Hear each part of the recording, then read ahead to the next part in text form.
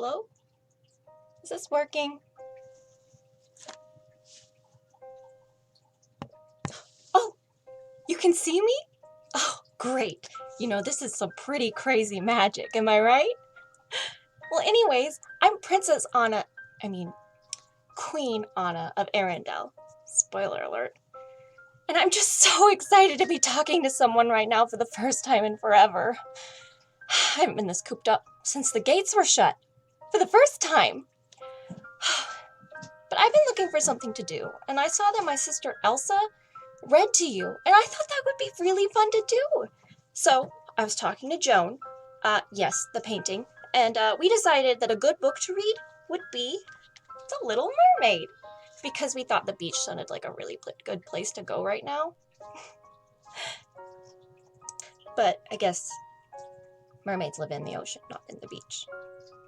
But anyways, King Triton, the great sea king, had many daughters who loved the undersea world. But Triton's youngest daughter, Ariel, dreamed of the world above the water's surface, the world of the humans. Oh, kind of like us. Huh. Ariel and her friend Flounder liked to go to the surface to visit Scuttle, the seagull. Scuttle told them all the humans' objects that Ariel found at the bottom of the sea.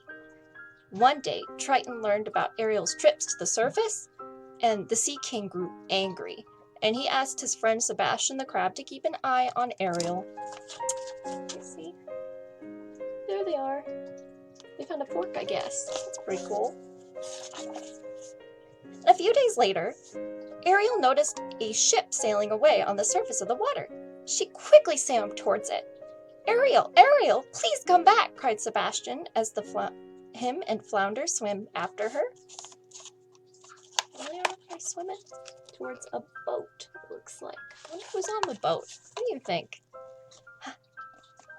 When Ariel surfaced, she saw a huge ship filled with sailors. Ariel's eyes lit up when she spotted the sailor the others called Prince Eric. Oh, he sounds important. It was love at first sight. Oh, I know the feeling, except that didn't work out well for me. Hopefully it works out better for her. Suddenly, the sky darkened. Heavy rain began to fall, and the lightning split the sky. The ship was tossed on the waves, and the prince was thrown overboard. Man, that's really scary. I've got to save him, thought Ariel. She grabbed the drowning prince and swam to shore, pulling him onto the beach. Prince Eric did not stir as Ariel gently touched his face and sang him a love song. Oh, it's really sweet. Soon Ariel heard the prince's crew searching for him. She did not want to be seen by the humans, so she kissed the prince and dove back into the sea. And there they are.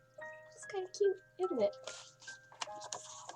Prince Eric awoke to find Sir Grimsby, that's the name, his loyal steward, at his side. Sir Grimsby was happy that Eric was alive. A girl rescued me, said the prince. She was singing, and she had the most beautiful voice. Prince Eric, too, had fallen in love. Well, this is working out a little better for her, isn't it? King Triton was furious when he discovered that Ariel had fallen in love with a human. He rushed to the grotto where Ariel kept her collection of human treasures. Contact between the human world and the mer world is strictly forbidden, Triton shouted. He raised his magic trident and fired bolts of energy around the cave, destroying the treasures. Then the mighty king left. Ariel buried her face in her hands and began to cry. Oh, that's quite the reaction. Guess he must have been pretty angry. Meanwhile, not far away, evil forces were at work in the undersea kingdom.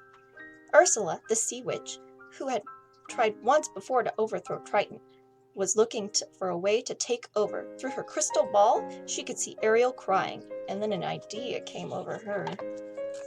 You know, I think she might be the bad guy.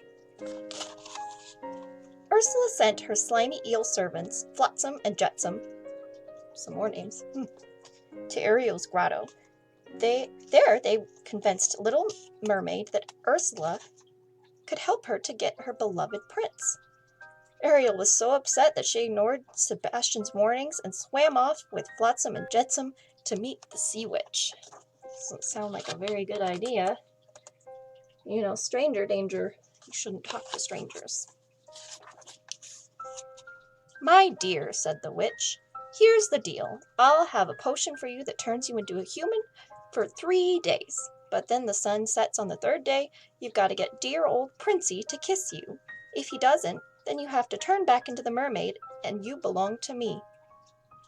In return for the potion, the witch wanted Ariel's voice. My voice?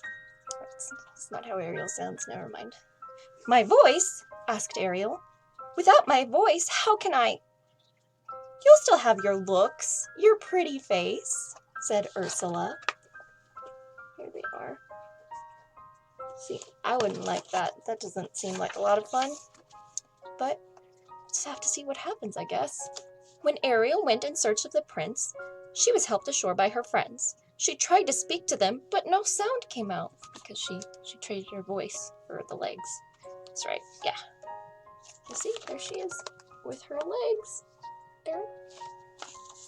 A short while later, Ariel saw Prince Eric. The prince had been lovesick ever since hearing her song. At first, the prince thought Ariel was the girl who rescued him, but then he learned that she couldn't speak, and he knew he was wrong, but he was wrong then because she was the girl. I'm sure he'll figure it out. Prince Ariel felt sorry for Ariel. She needed a place to stay, so he took her back to his palace. Here he is. Over the next 2 days, Prince Eric grew to like Ariel more and more. During a romantic boat ride, Eric was about to kiss Ariel when Flotsam and Jetsam turned the boat over. That was a close one. Too close, said Ursula, who was watching in her crystal ball. It's time for Ursula to take matters into her own tentacles. Instead of hands, she has tentacles. The Sea Witch mixed a magic potion and changed herself into a beautiful young maiden. On the morning of the 3rd day, there was a great excitement throughout the kingdom. Prince Eric was going to marry a young maiden he had just met. Don't do it, buddy. Ursula, disguised as a maiden, had used Ariel's voice to trick Eric. He now believed that the maiden was the girl who had saved him from the shipwreck. Poor Ariel was heartbroken. She looks pretty sad, doesn't she?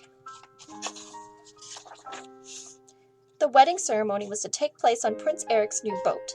Scuttle flew by just as the bride passed in front of the mirror. Her reflection was that of the Sea Witch, Ursula.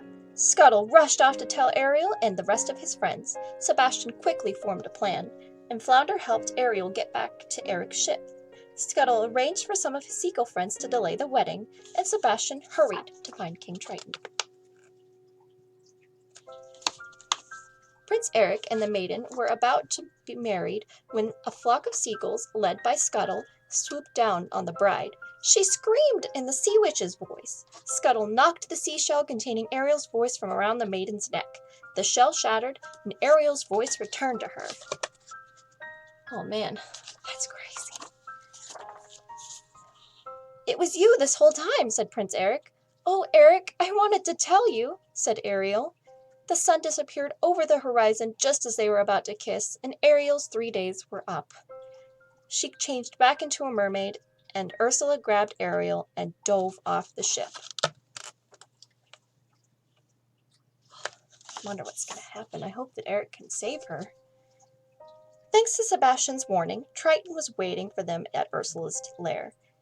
I might be willing to make an exchange for someone better, cried Ursula. Triton agreed, and he became Ursula's prisoner.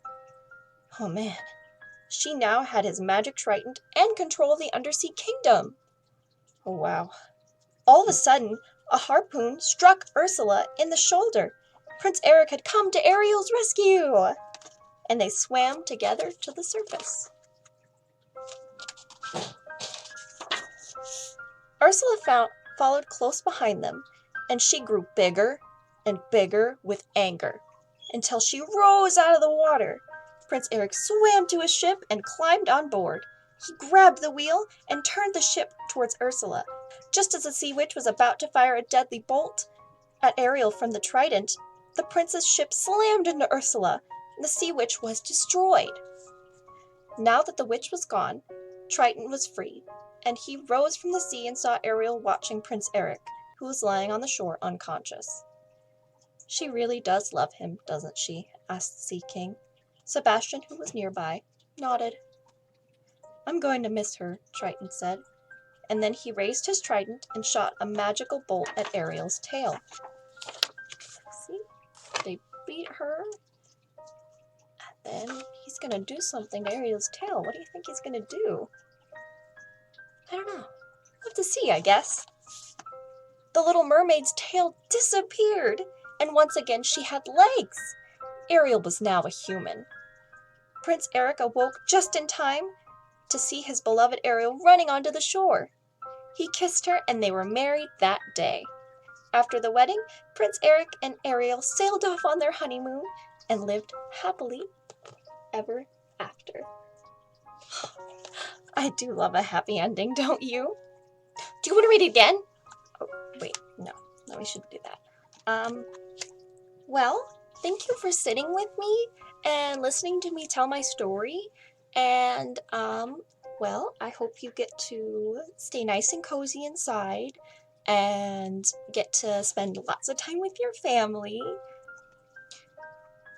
And then maybe you can get your grown-up and they can read you a story, or maybe if you're old enough, you can read your own story. And it's kind of like a little adventure in your head. So, well, I think it's time that I probably go. You know, I've got some queen stuff to take care of. So, it was really nice to see you guys. Goodbye!